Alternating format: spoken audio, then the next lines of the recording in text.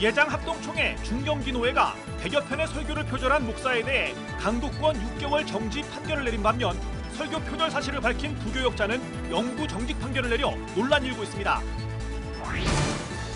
예장 통합총회 신학교인 장로회 신학대학교에서 총장 선출을 놓고 잡음이 일고 있습니다. 학교 이사회가 현 총장의 연임을 결정한 가운데 학내 구성원들은 민주적 제도 마련을 요구하고 있습니다. 목회자들의 설교 준비와 변화하는 세상을 이해하는 데 도움이 되는 통계 자료를 전해드리는 목회앤 데이터. 오늘은 우리 사회의 심각한 문제인 갑질의 실태에 대해 알아봅니다.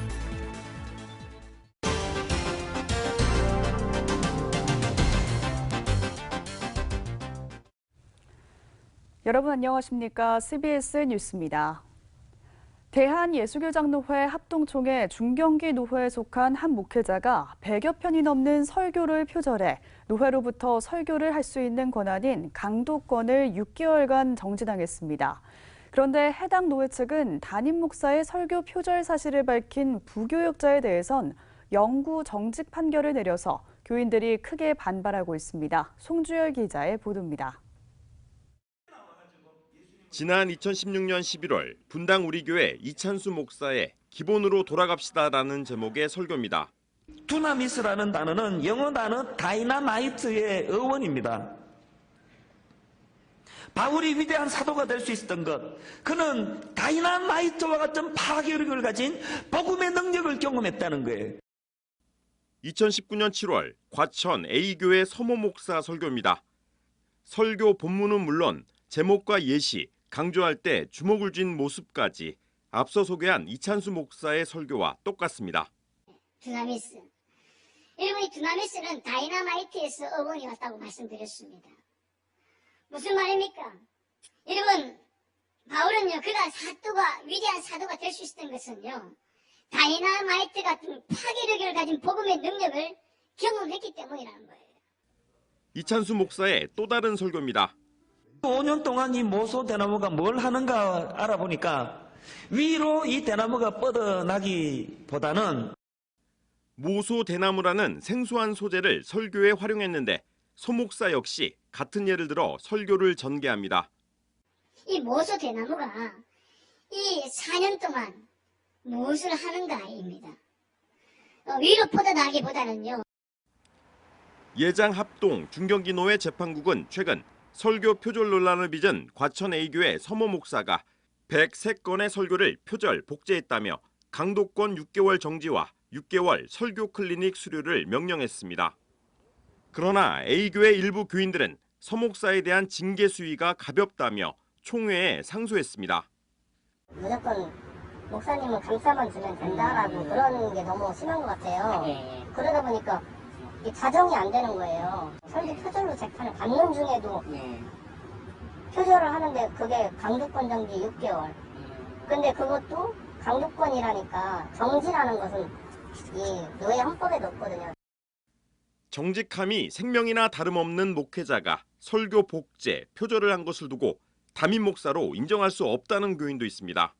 가짜 목사 같다 이런 얘기 나오지. 뭐 가짜 목사 같고 목사가 아니다. 교인들이 더 이해할 수 없었던 건 노회 측이 서 목사의 설교 표절 사실을 밝힌 부교역자 김모 목사를 영구 정직시킨 점입니다. 김모 목사는 현재 교회를 떠나 편의점에서 일용직으로 일하면서 생계를 이어가고 있는 것으로 전해졌습니다. 예장 합동 중경기노회 재판국은 설교 표절 행위를 한 서 목사에 대한 징계 수위가 결코 작지 않다는 입장입니다. 김찬곤 재판국장은 A교회가 건축 과정에 있는 점과 많은 교인들이 서 목사를 옹호하는 탄원서를 제출한 점을 참작했다고 밝혔습니다. 교회 건축이라는 특수성이 있는 과정 속에서 목사에게 설교 6개월을 중지하는 것은 제가 개인적으로 볼 때는 가형선고나 마찬가지라고 생각해요. 설교 표절 사실을 밝힌 부목사를 영구 정직시킨 이유에 대해선 목회 기강을 바로잡기 위한 것이라고 해명했습니다.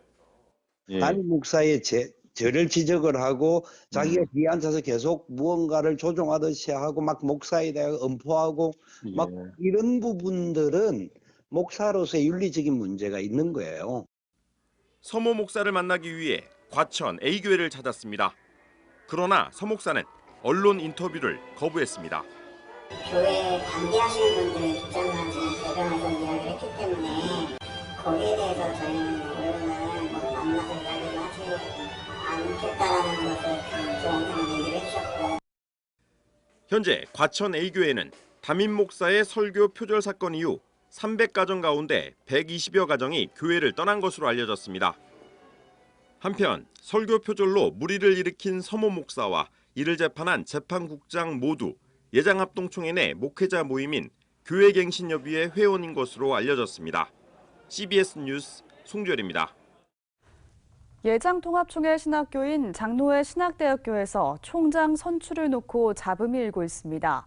학교이사회는 현 총장의 연임을 결정했지만 학내 구성원들은 민주적 제도 마련을 촉구하고 있습니다. 천수연 기자입니다. 장신대학교 이사회는 지난달 7일 오는 9월로 임기가 끝나는 임성빈 현 총장의 연임을 결정했습니다. 그런데 총장 선출 과정에 대해 학내 반발이 일고 있습니다. 이사회가 열리기 전 학내 구성원들로 이루어진 대학 평의원회는 총장 후보자가 누구인지, 후보자의 공약과 비전은 무엇인지를 학내 구성원들에게 공유해 줄 것을 이사회에 건의했습니다. 그러나 이사회는 이 같은 건의를 받아들이지 않은 채 현 총장의 연임을 결정했습니다. 교수와 학생들은 깜깜이 선출이라며 이사회의 총장 선출 과정에 문제를 제기하고 있습니다. 장신대는 정관상 별도의 총장 선출 제도가 없습니다. 이사회가 의결해 교단 정기총회에서 인준받는 것으로 총장이 선임됩니다.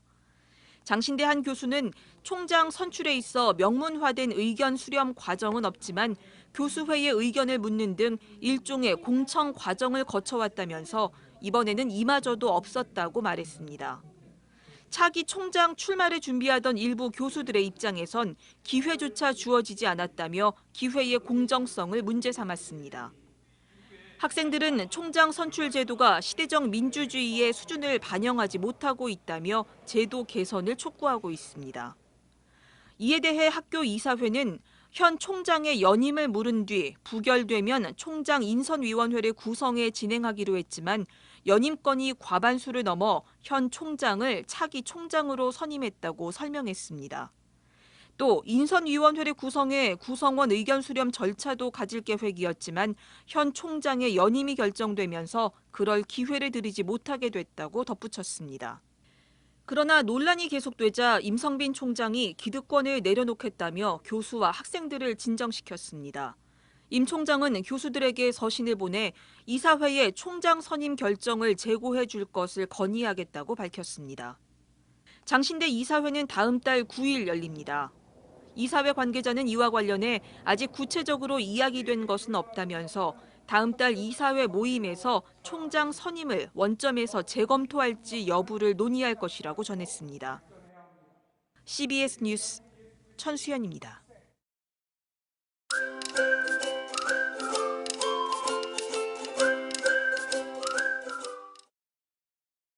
목회자들의 설교 준비와 변화하는 세상을 이해하는 데 도움이 되는 통계 자료를 전해드리는 시간입니다. 목회앤데이터 순서인데요. 오늘은 우리 사회의 심각한 문제인 갑질의 실태에 대해 알아보겠습니다. 목회데이터 연구소 김진양 부대표 나오셨습니다. 어서 오세요. 네, 안녕하세요. 네, 안녕하세요.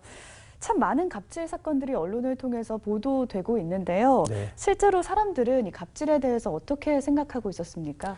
예, 우리 사회의 갑질이 상당히 많이 요즘 문제가 되고 있잖아요. 네.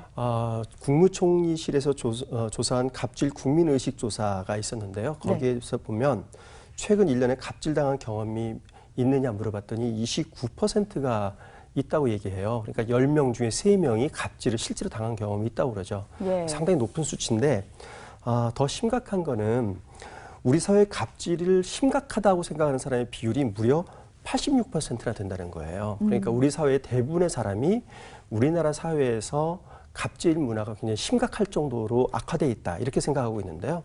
그것이 나아질 것보다는 더 악화될 가능성이 많다 이렇게 생각하는 것으로 조사됐습니다. 네, 이 갑질이라고 하면은 갑이 있고 을이 있을 텐데요. 그 대상은 어떤 사람들이었습니까?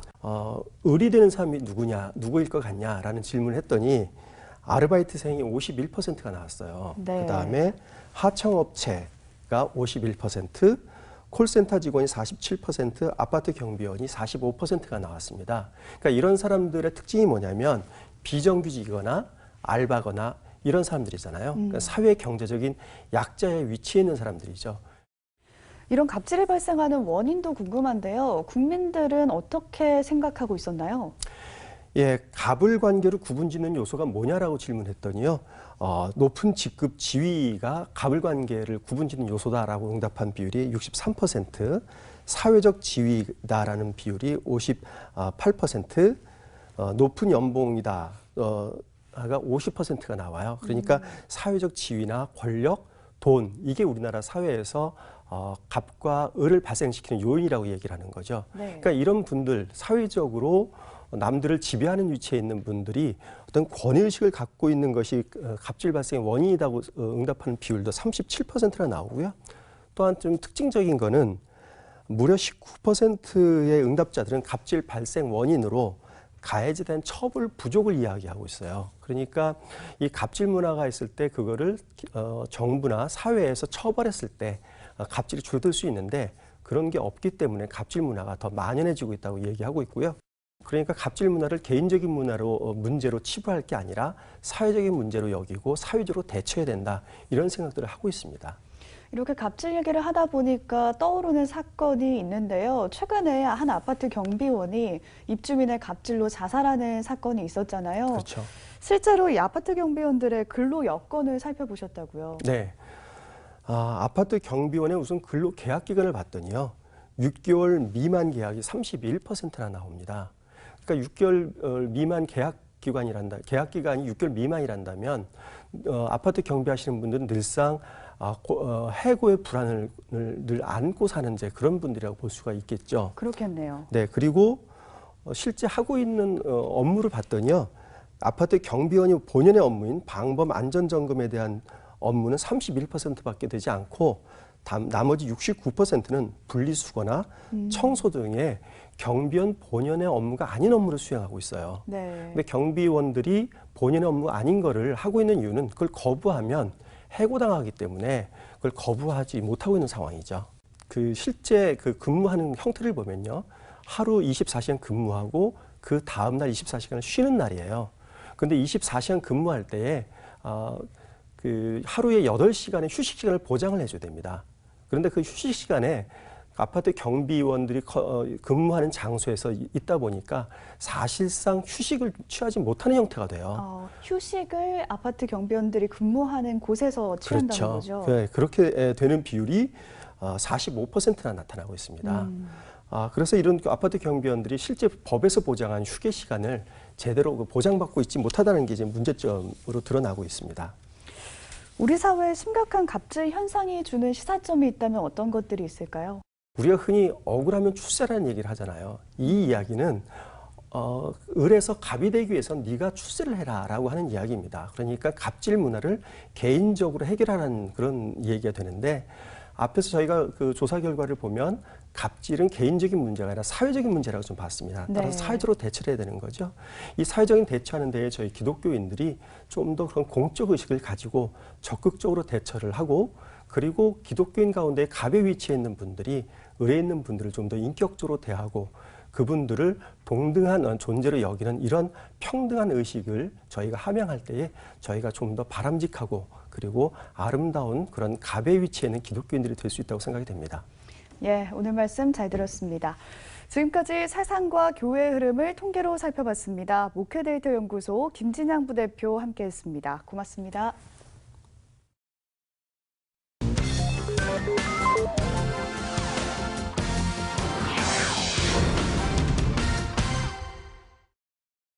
간추린 지역교계 소식입니다. 한국기독교 부흥협의회가 주일 예배 회복을 위한 새벽 기도 운동을 전개했습니다. 120년의 역사적 가치를 인정받은 북위중앙교회의 소식도 전해드립니다. 국내 대표적 부흥사 단체인 한국기독교 부흥협의회 한기부 증경회장단이 주일 예배를 회복하고 새벽 기도 운동을 새롭게 전개해 나가자고 강조했습니다. 사람들이 국가에서 시책하는 대로 2m 거리 뛰고 마스크 쓰고 그렇게 하면서 예배를 회복해야 되겠다. 전국적으로 조직해 가면서 예배 운동을 전개하려고 합니다. 120년의 역사를 가진 북위중앙교회가 예장 합동총회로부터 한국기독교 역사사적지 제14호에 지정돼 감사 예배를 드렸습니다. 기도하면서 옛 교회 복원 작업을 위해서 지금 여러 가지 애쓰고 있습니다. 우리 이 지역 안에 있는 우리 목사님들과 협력해서 정말 성지순례로 자리매김할 수 있는 그러한 옛 교회를 복원하고자 하는 것이 소망입니다. 이번 감사 예배에서 예장합동 김종준 총회장은 북위중앙교회가 역사와 전통을 계속해서 이어가는 교회가 되길 소원한다고 전했습니다. 침례신학대학교가 사랑의 헌혈 릴레이 캠페인에 동참하고 코로나19 극복을 위해 힘을 모았습니다. 침례신학대학교가 코로나19 극복을 위한 사랑의 헌혈 실천운동으로 헌혈 릴레이 10만 킬로미터의 기적 행사를 개최했습니다. 전국에 혈액이 부족하다는 소식을 듣고 어떻게 하면 우리의 사랑을 실천할 수 있을까 해서 우리 교직원들, 가족들, 재학생들 함께 헌혈로 사회에 기여하자. 이 위기를 극복할 수 있는 힘을 보태자라는 취지에서 이 운동을 시작했고, 이번 헌혈 행사엔 교직원과 학생 등 100여 명이 자발적으로 참여해 코로나 극복을 위해 힘을 보탰으며 헌혈 행사의 다음 릴레이 주자로 대전시 기독교연합회와 경기도 고양시 성광교회, 서울 더크로스 처치가 추천됐습니다.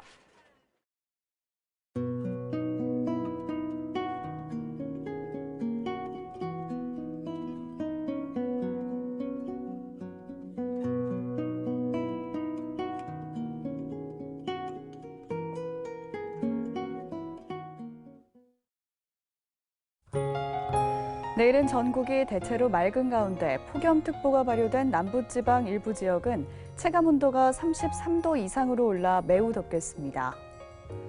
내일 아침 최저기온은 16도에서 21도, 낮 최고기온은 22도에서 35도로 예상됩니다.